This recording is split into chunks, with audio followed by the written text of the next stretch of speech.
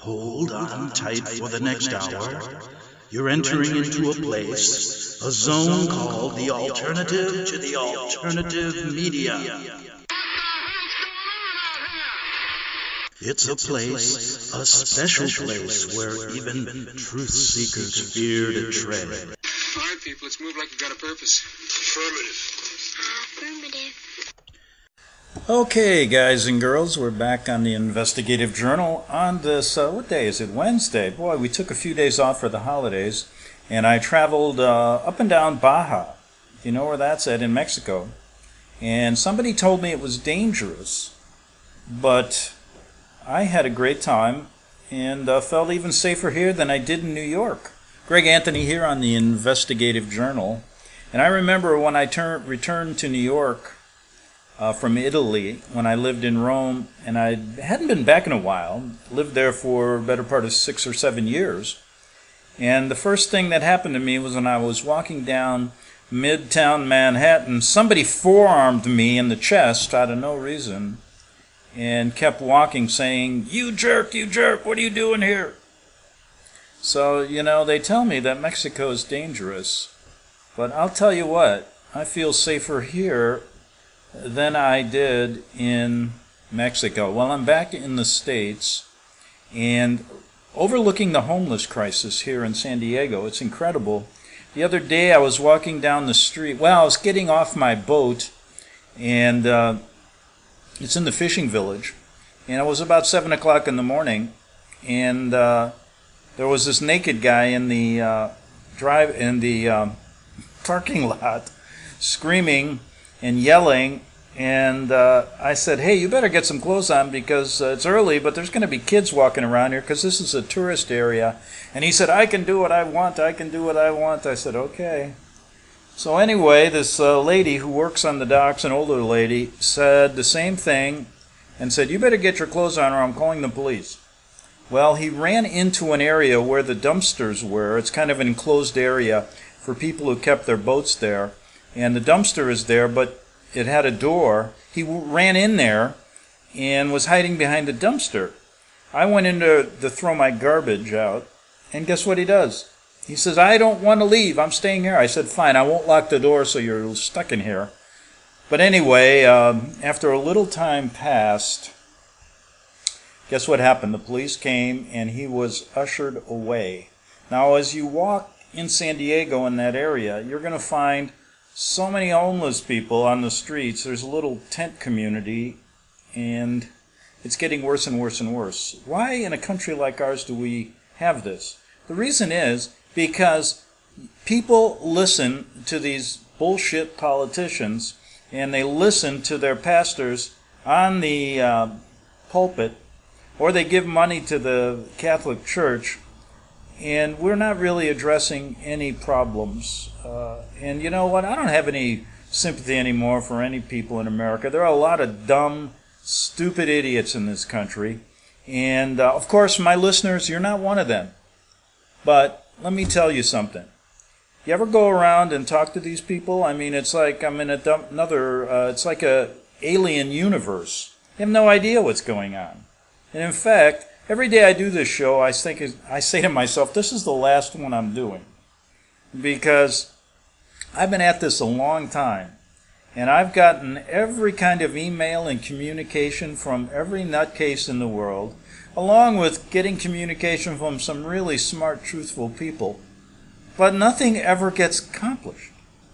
And I sit here talking to you, hopefully, to get the message out to a few people, because, you know, you're dealing with YouTube, and you're dealing with Facebook now, and just this barrage of social media that can be censored.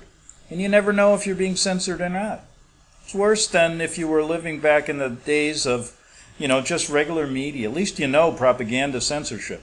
Here you can't ever tell whether you're being censored or not, but you know these computer geniuses who are all on the left wing and don't want any information out, one, about the Vatican. They don't want any information out about anything outside of their own little cause. And that is, did you ever hear what they want now? They want everything in this country to be free. They want to get rid of some agencies in government that are here to help protect a little bit of your safety. What else do they want? Let me tell you something. The Socialist Democratic Party has changed so much in this country that I don't even recognize it. I really don't. And it's an amazing story going on now regarding how they're bringing this country to its knees, and they're doing it through basically people who just don't give a damn and will allow it to happen. That's what's so crazy about it, you know. People are so caught up, and I find it interesting that when you start to talk about the things I do on this show, and, you know, I've done some comedy routines on it, trying to get people to laugh about it. Maybe that'll dig into their head, you know, that this is important.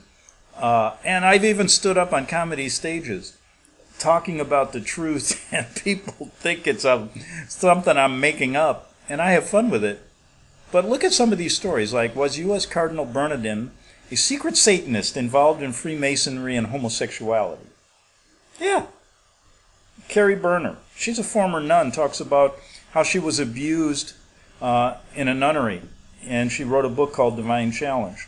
I remember the time I talked with Franco Collins from Australia, and he told me about the 25 most evil men in the world. And guess what? They weren't the ones you think. Some of them were basically, one was president of the United States. I ain't going to tell you which one. How about the Pope's dirty war in Argentina? I remember doing a story about the manufacturing of Mozart. Yeah. How Mozart really didn't write all those sonatas and all those operas. Yeah, believe it or not. And guess who did? That's a good question. And then I talk about the manufacturing of Shakespeare. They were involved in that too. And when I say they, you know who I mean. How about when I talk to Leo, who we've gotten along, we haven't gotten along. Leo Zagami, Vatican insider, he talks about Satan being at the doorstep of Rome. Huh. And then I start thinking to myself, what the hell am I doing? Why is it that only a Christian station will pick this information up? And then I go, well, listen, when it gets really down to it, I'm really not Christian. I don't know. I mean, a person like me has a hard time affiliating with anything religious because of my background in the Catholic Church, and because of being a journalist. I'm a constant questioner, and that's what they don't want. How many people in this country really want to question anything? Now they'll go so far, then they'll stop because their belief system is this. Like I was saying, I do thousands of radio shows, and I always wonder why I do them anymore. And every day I say it's going to be my last, although I don't say it publicly like I am today, and I do another one. And I guess it's just kind of like I'm turned into some kind of robot that just keeps doing them. And how many shows, thousands of shows, and I think on many of them my dogs chime in, and I really enjoy it. It gets lonely here in these little radio studios when you talk to yourself. You don't have producers, you sit by a computer. It gets pretty boring, really, and I have to make up things. Luckily, I was an only child, and I used to, have to make up people, make up things, make up stories, and I find myself doing that today. But anyway, I'm thinking, why do Christian radio stations only pick this up about the Vatican stuff? And then they center on mostly the spiritual stuff, what happened in the Inquisition, and that there's a modern-day Inquisition, and then Bible quotes after Bible quotes. And, that appeals to some people, but not to everyone. And so I try to broaden my base, and I find a lot of nutcases out there too, But not most of my listeners. Don't get me wrong. If you're listening, you're not a nutcase. You're basically looking for the truth, and you happen to stumble across this guy who Alex Jones called me a nutcase, but now he even agrees that Pope Francis is a little goofy, although he's got an ulterior motive. Somebody asked me about that this week, and I say, just go back to my shows. I go back years. I was on the same station he was, and perhaps he's Bill Hicks as well. So I'm thinking to myself, why would me be on a Christian station? I've tried to be a Christian sometimes just to fit in.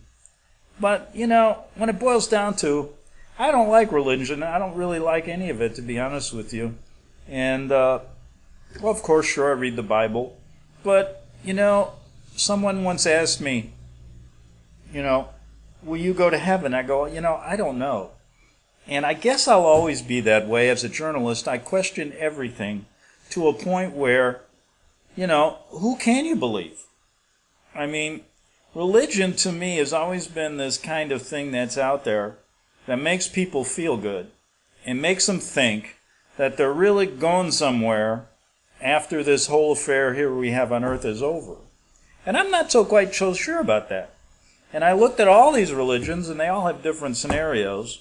Some basically think they're going to come back as something else, and then there's many, many others.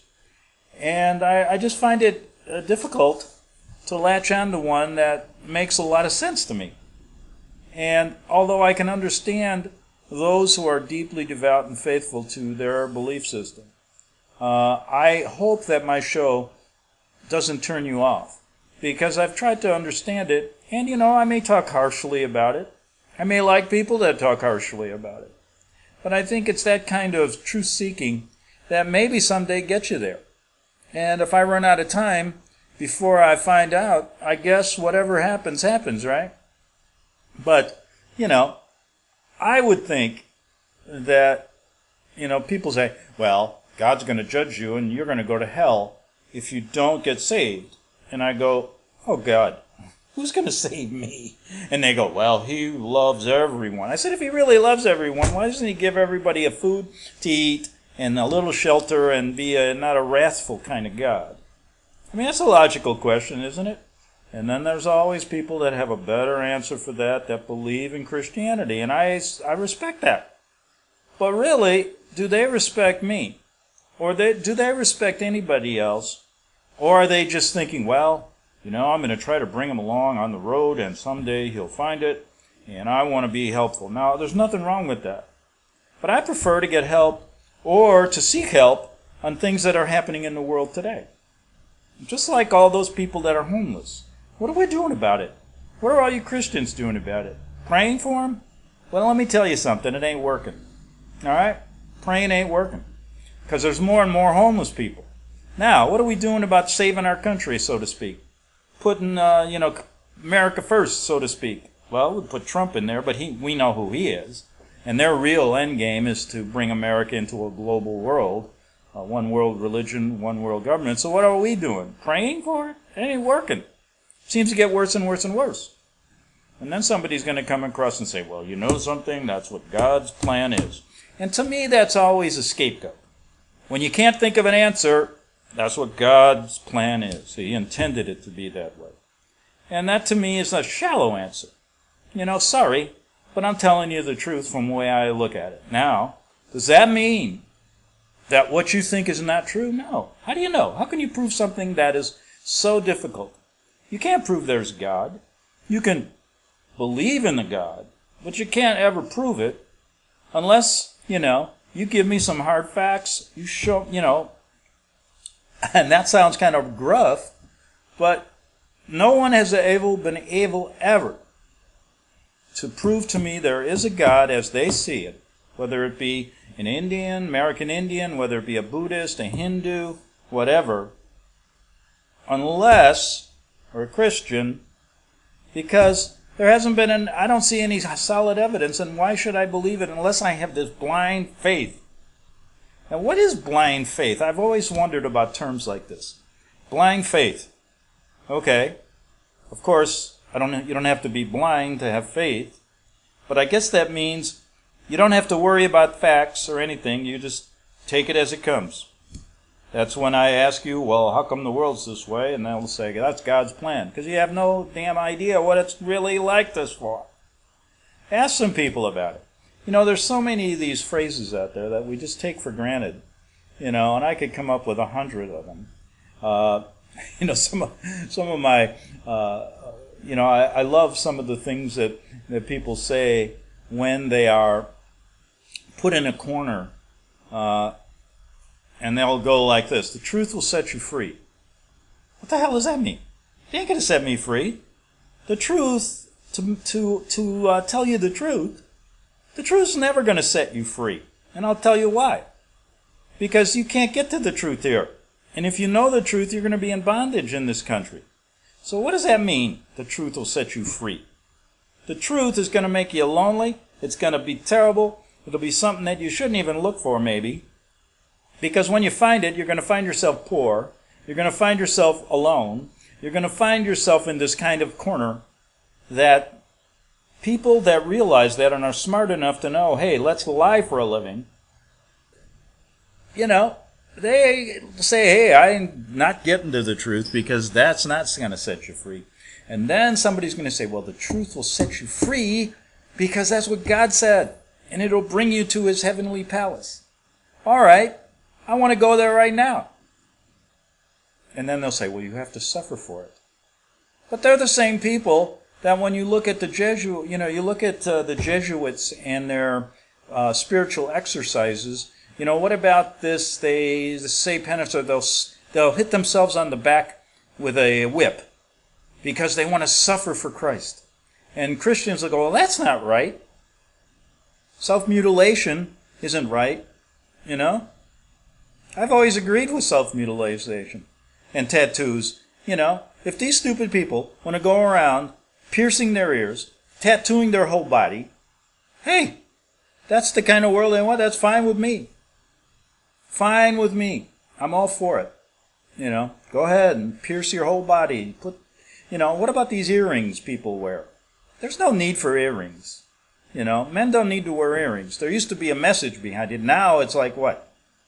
Well, half the world doesn't even know what they are anymore, whether they're a man or a woman. And someone who aspire to be gender neutral, you tell me what gender neutral really is? Give me a break. Animals know more than we do.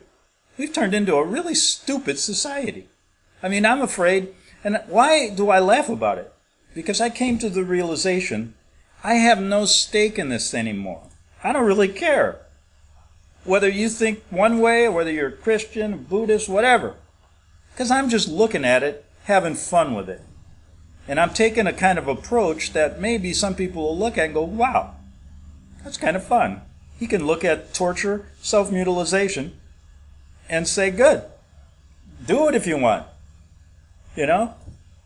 Knock yourself out. You want to be gender neutral? You want to be whatever you want to be, you can be. And I'm having fun just overseeing and looking at it and saying, I'm going to do a little evaluation of all you people out there. And looking at it without any interest involved. I have no self-interest. I don't care what happens. I don't want to become rich.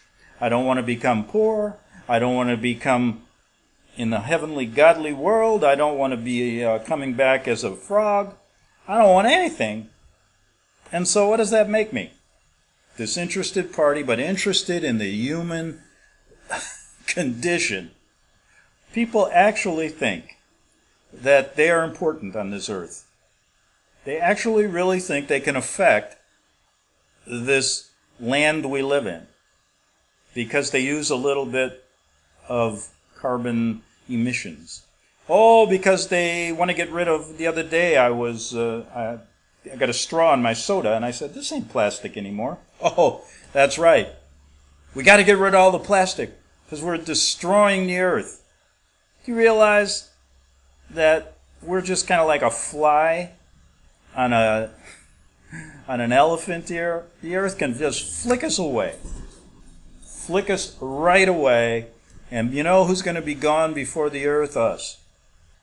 And so all these self-righteous people, save the earth, save this, save that, save that, save the whales, save this, save this.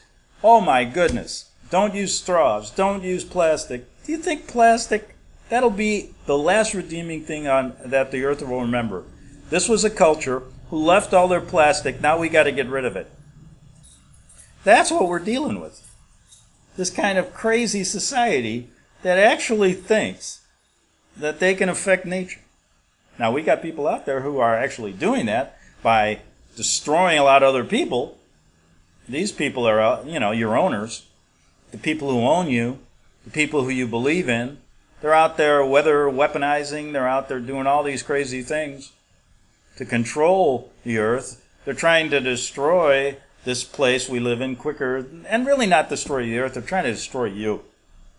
And everybody loves it. Everybody loves it. And they're going to bow down to it because they're going to tell you they're doing something good. And you're going to believe them. So, as I sit here on this show, and I know the Christians are going, I'm going to save him. Don't worry.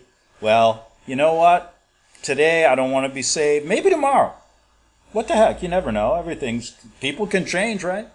Maybe tomorrow, but not today.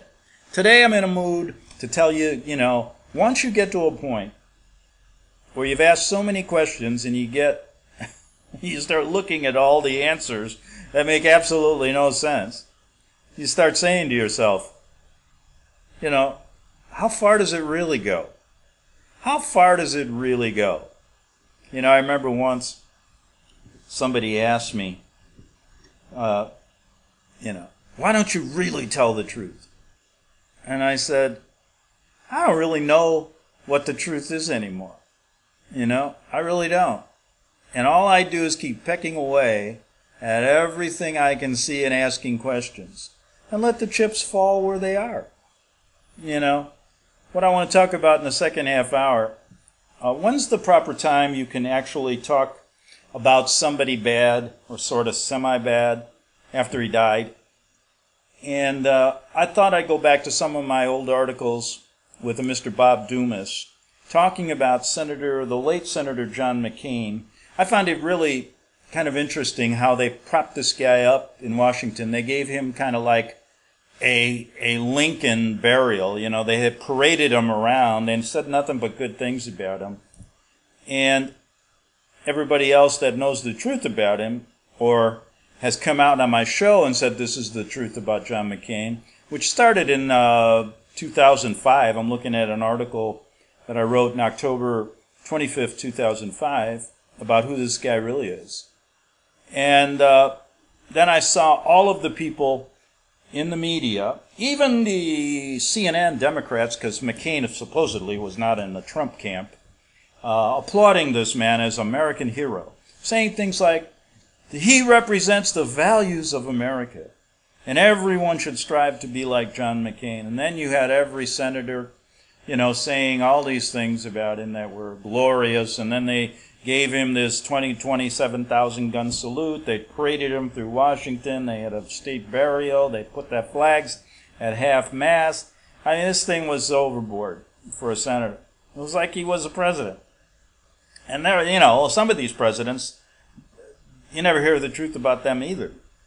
So anyway, I thought, give the guy a few days, because most people will say, how can you talk about that guy? Because what is really comedy?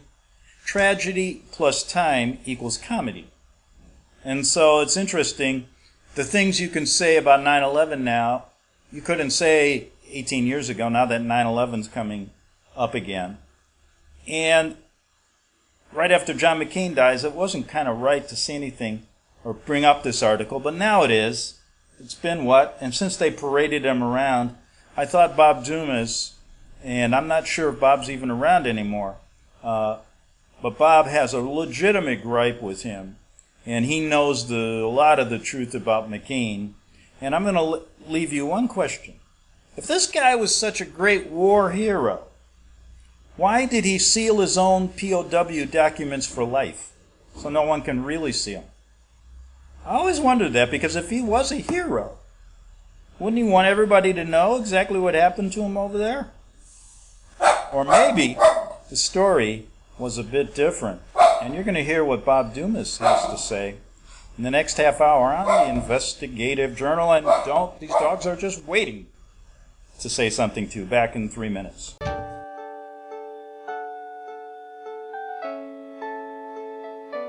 The program you are listening to is 100% sponsored by you, the listener, on this First Amendment Rights Media channel.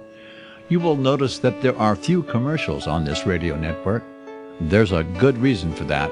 Corporate advertising dollars come with strings that limit program content. So without your help, these programs cannot continue on internet or our several affiliates. If you benefit by the educational law programs, we ask you to give. If you are admonished or nurtured by the Bible and ministry programs, we ask you to give. If some voice a cause that you are passionate about, we ask you to give. If you believe in any of these, we ask you to support them as you would a missionary on a continual basis, as if giving a tithe for missionary radio.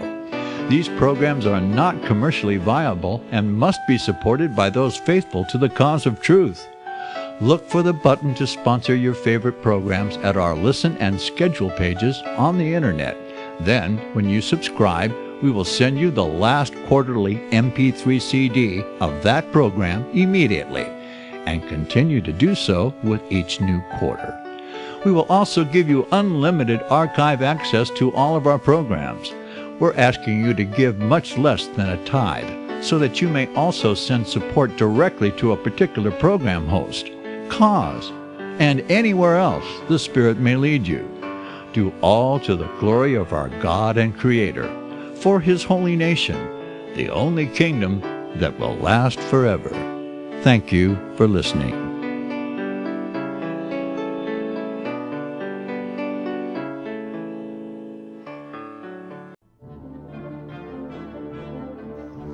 Visit crosstheborder.org, C-R-O-S-S, crosstheborder.org, to get your print, EPUB, or PDF version of Nicholas Arthur's new book titled When the Third Temple is Built.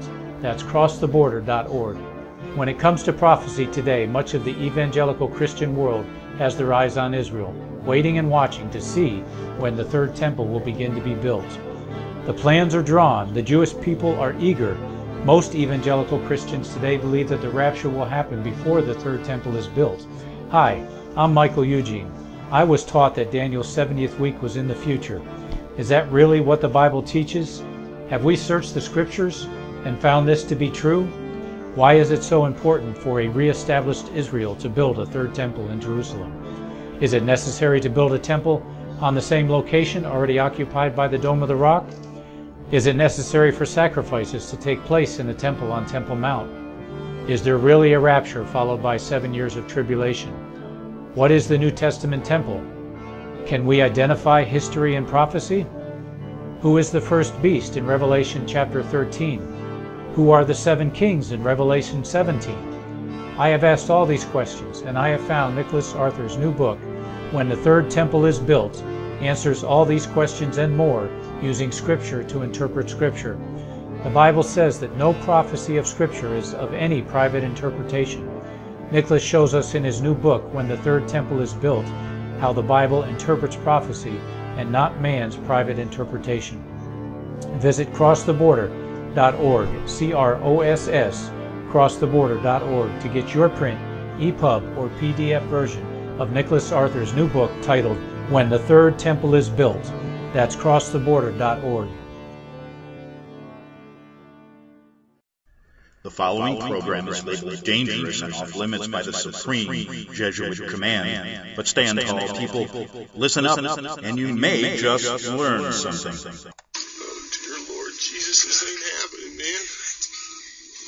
This can't be happening, man. This isn't happening. Okay, we're back for the second half hour of the Investigative Journal, and I've got to get a few things off my chest before I talk about John McCain and what Bob Dumas said back in 2005. Because, okay, I said some things in the last half hour. Don't worry, Christians. There's still hope for everybody, okay? But you know something I asked this question once. Why, I played sports all my life, and I always remember Christian athletes, they're always praising God and, saying, raising their hands to God, doing the sign of the cross. When they win or hit a home run or score a touchdown, but they never do anything when they lose. Like saying, oh, God made me not score that touchdown. God made me not hit that ball. Why do they do that? And that led me to start thinking again of all these sayings I was telling you about in the first half hours that make absolutely no sense, and we just believe them. Now, we know that George Carlin he was a collector of these things. And so I started collecting some of my own, and one I always thought about was, we always say dogs are man's best friend. Now, how the hell do we know that? Have we ever asked a dog? And I bet you if we did, 9 out of 10 would say, no, men are not my good friends. They put us in pounds. They kill us if we're not claimed in 2 days. There's people in the world that eat us. So how is man, as dogs, are man's best friend? Now, what about if we said man is dog's best friend? I would say every dog in the world, except your own little lovable pooch, of course. Like I got 5 doggies that aren't going to say man is their best friend. They're going to say Greg is their best friend. And tune in maybe this week if I continue doing my show, because like I said, every day I threaten to quit. I'm going to do a whole show on dogs and my pets. Why they're so vital to everything that we do, at least in my world. How about this one? Sweating like a pig. What the hell? Where do we get that one? People don't like animals, I guess. Do you realize pigs don't even sweat? But we say that as if they do. I mean, it's crazy. How about, oh, I love this one.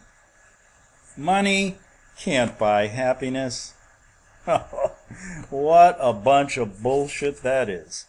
Money can't buy happiness. Yeah, ask the people out on the street over there in San Diego that live in a tent and walk up to them and go, hey, money can't buy happiness. How come you're so sad? Or walk up to them and say, here's a $500 bill, even though we don't make any anymore. They're going to smile just like it's the... Today I was I was having coffee, and I started talking to this guy in the restroom, and he started telling me, I was taking a leak, and he started telling me his whole story. Oh, I'm really hurt, and I'm really, I just came here, I can't find a job, and, I said, well, money can't buy happiness. And he looked at me and said, you got a couple bucks? So I gave him $1. He was pretty happy. Then this one's always disturbed me. Don't cry over spilled milk. Who the hell is ever going to cry over, I spill a lot of milk, I spill a lot of worse things, and I never cried over it. But we say it all the time. Like, that takes the cake. Well, where are you going to take the cake? I never took a cake. Where am I going to take a cake? And I have to say this, I remember Carla said once, I want to take the cake to the bakery so it can be with more cakes. Then he said something like, how come we can't take the pie? Or we can't take and I'm adding this to Danish. Or how come we can't take the bottle of beer? That takes the bottle of beer. But now it's that poor cake.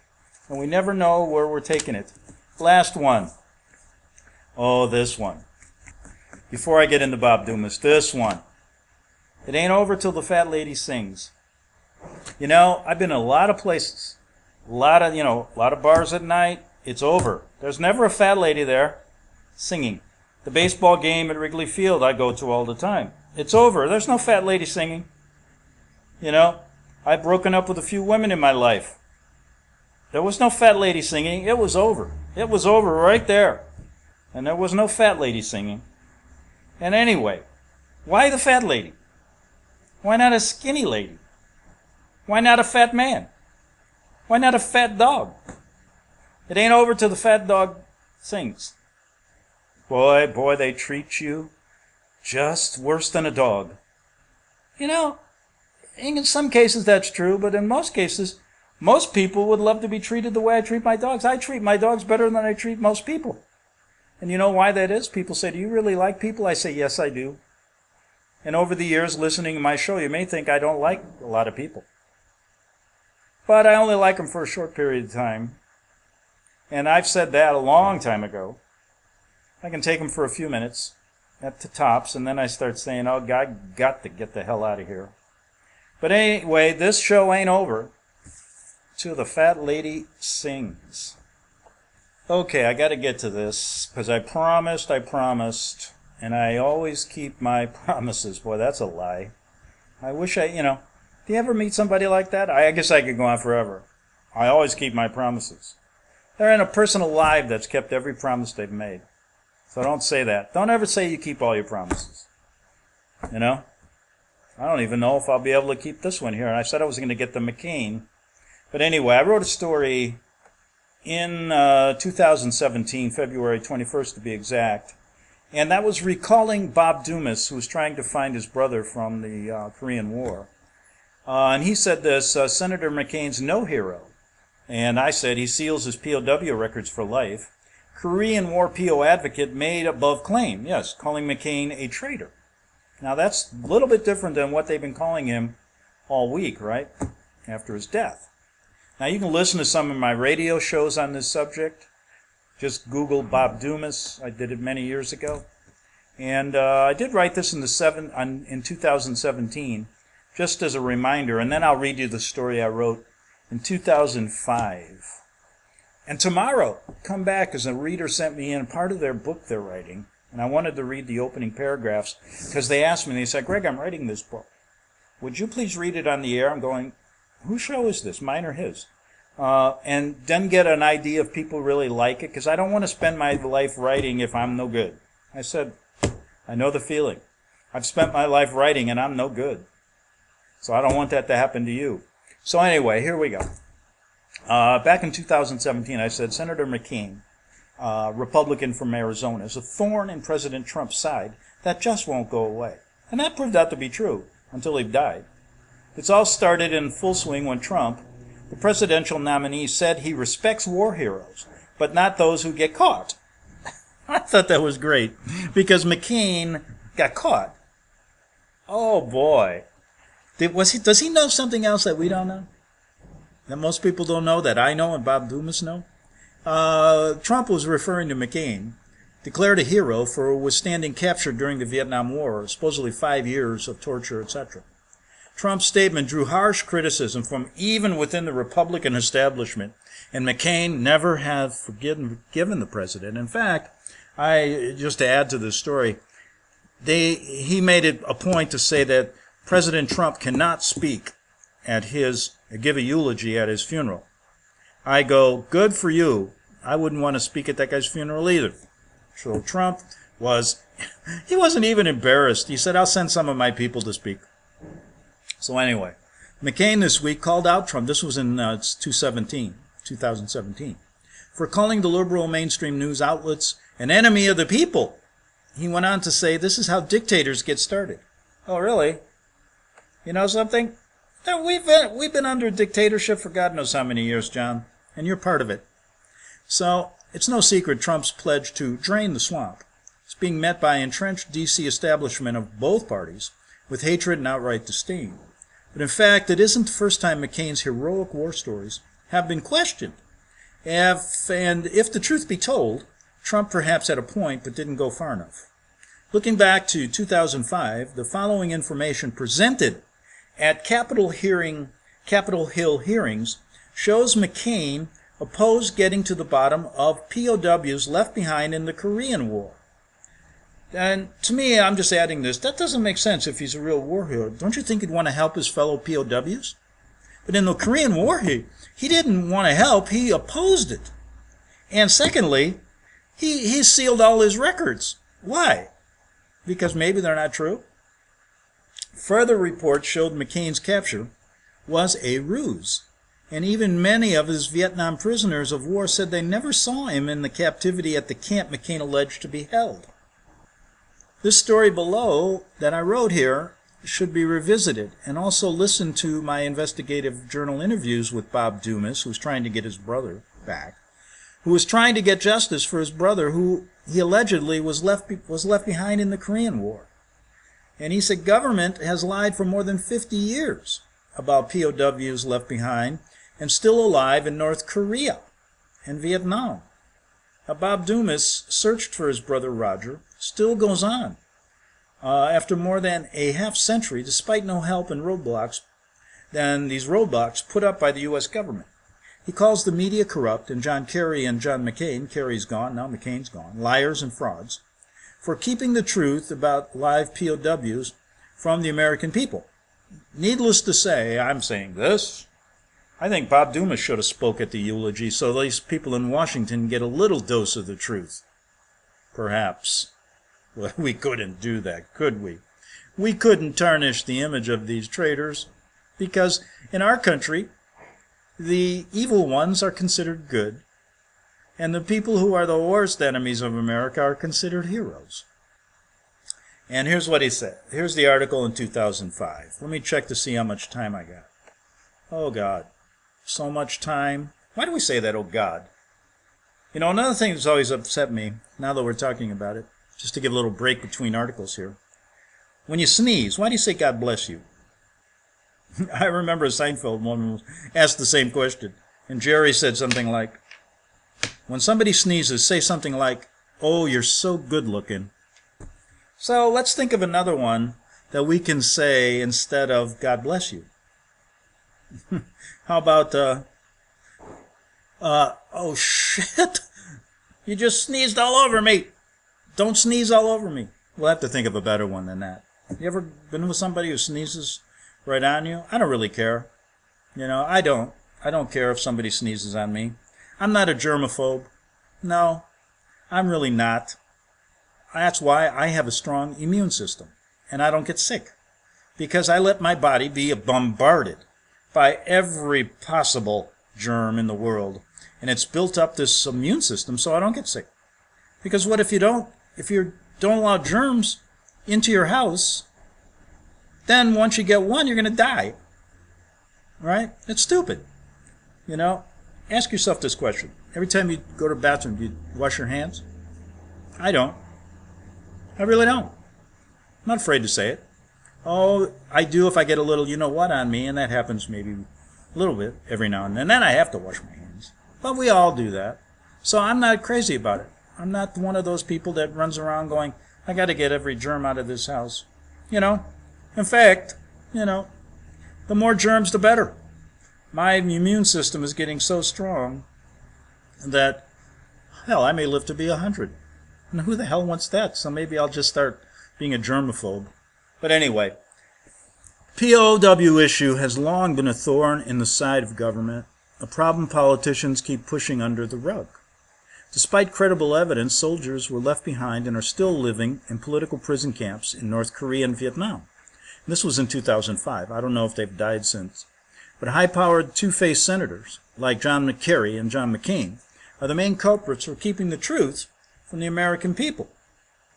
However, on October 28th, Representative Ron Paul is holding a press conference to revive the issue, officially sending to each legislator on Capitol Hill a copy of an historic video called Missing, Presumed Dead, The Search for American POWs, in an attempt to open new hearings being introduced under House Resolution 123. The following story is about Bob Dumas, whose brother Roger may still be alive in North Korea. Remember, this was written in 2005. In a prison camp after more than 50 years, and his nephew, Bill Dumas, the writer and producer of this historic POW video that finally gets to the bottom of some things here. And it says this: most people would fight through hell and high water to find a missing loved one. Bob Dumas really is no different. For 55 long years, he has been looking for his younger brother, Roger, after he was taken prisoner during the Korean War. But despite traveling to the ends of the earth and trying to uncover every small stone imaginable, his brother's whereabouts still remain a mystery. However, Dumas says, a mystery which could have been easily solved decades ago if it wasn't for the criminal activity and outright lies of the United States government by and through many two-faced, high-ranking politicians and military officers still lurking on Capitol Hill today.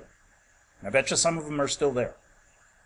Two of the major corrupt politicians he wants to expose as liars and two-faced traitors in what he calls the biggest military cover-up in the history of our country are former presidential candidate John Kerry, D. Massachusetts, and Senator John McCain. He was the former Republican candidate for president. All right? Did you know he didn't want his running mate, what's her name? The lady who ran as his vice president? Maybe he didn't want her speaking at his funeral because he's going to blame her for losing. And he also calls himself a former POW, declared a national hero, which we heard of over and over for the last week. And here's what Dumas said. He's no hero, said Bob Dumas, 74 years old, in an extended conversation this week from his Connecticut home. He's anything but a hero. Ask why he had the Senate, through Kerry's influence, seal all his POW records in Vietnam. He had these records sealed for life and is hiding the true story of how he sided with the North Vietnamese to save his own skin. McCain sells his fellow Peel brothers down the river is a little headline I put there. Even though the true story of McCain's captivity may never be known, backing up Dumas's harsh criticism is a 1992 article written by Ted Sampley in the U.S. Veteran Dispatch entitled John McCain, the Manchurian Candidate, a scathing article strongly criticizing McCain's credibility and truthfulness. I told you a long time ago, don't believe anything these people up in Washington tell you. And that goes for the state houses. That goes probably all the way down to your mayor's offices. Sampley writes, quote, "What therefore motivates a John McCain to attack as a pit bull everyone and anyone who has the opinion that men are still alive in the very same captivity that he himself once experienced. Mr. McCain disguises his attacks on the POW MIA by claiming he's on the committee to ask the tough questions, to grill and berate in order to get the truth. What motivates the man who at the same time has shown a sensitive, almost patronizing approach to U.S. government officials who have lied to the committee? What does motivate him?" Further, Sampley's article gives an eyewitness account, information McCain has since classified, showing how the former Navy fighter pilot's own story told to the American people is filled with holes and many inconsistencies, Greg, speak up, and downright lies. Quote, "After being periodically slapped around for 3 or 4 days by his captors who wanted military information from him, which McCain claims he refused to give, providing only his name, rank, and serial number, he realized he was in critical shape and called for an officer. He told the officer, 'Okay, I'll give you military information if you will take me to the hospital.'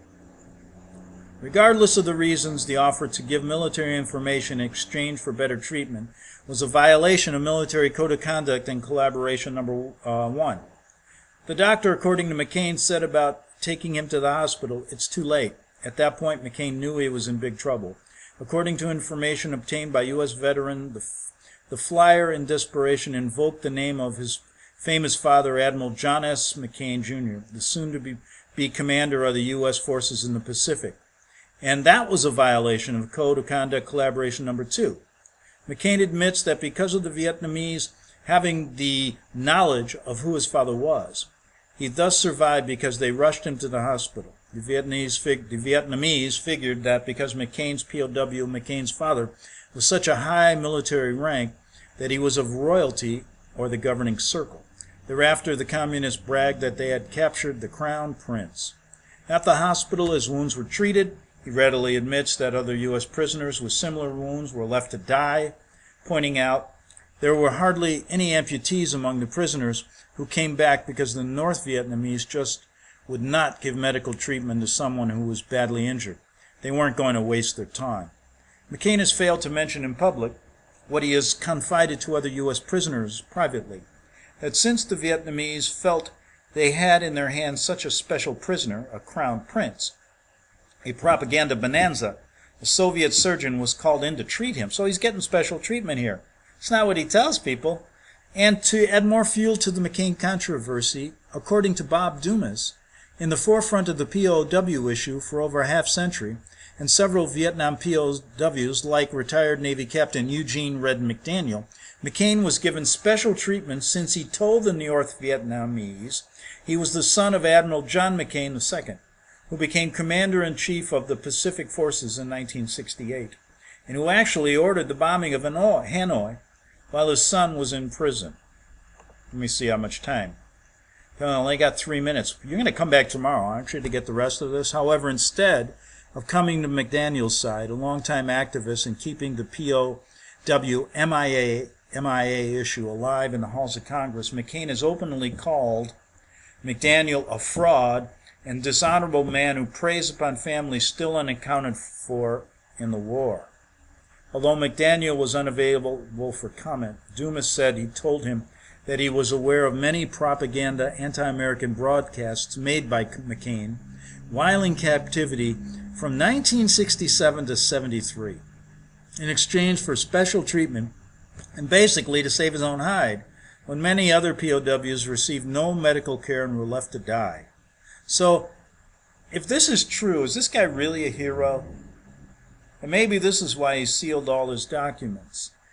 You know, even though it's understandable a man trying to save his life may compromise his ethics, the problem with McCain is that he withheld truth and lied about it to people, about his POW record, and without question has not come to the aid of those honorable veterans trying to get at the truth behind the POW scandal.